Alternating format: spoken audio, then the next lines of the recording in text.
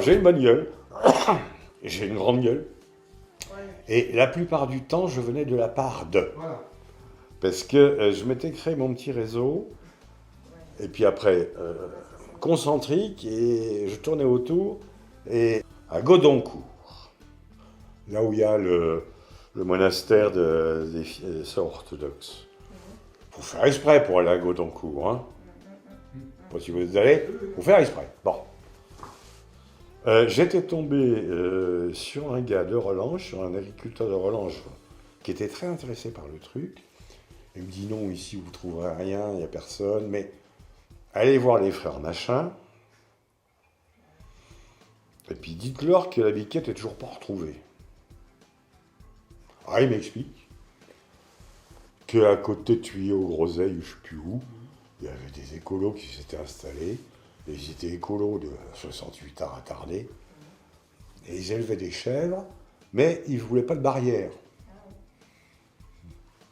Bon, la chèvre s'était barrée, évidemment, il n'y avait pas de barrière. Ils étaient allés voir ces radiesthésistes magnétiseurs pour essayer de retrouver la chèvre.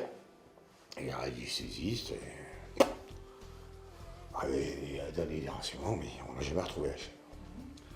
Donc j'arrive chez les frères Machin,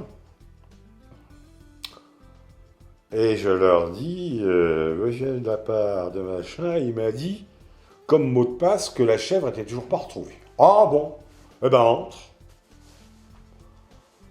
J'entre, puis je pose ma question. Puis, il y avait eu un assassinat 8 jours avant ou 15 jours avant. Ah, donc quoi, l'assassinat? Alors c'est pour ça que le paysan m'a dit,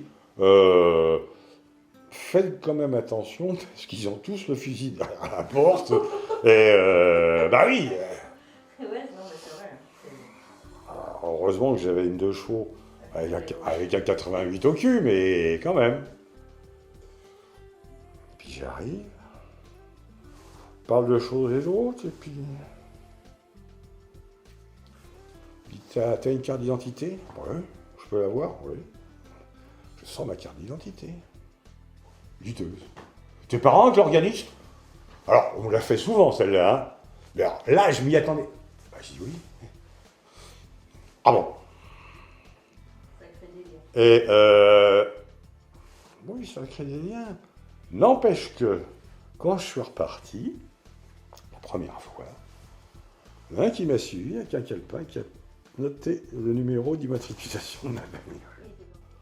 Puis après, je suis revenu, bon, ils ont compris, et puis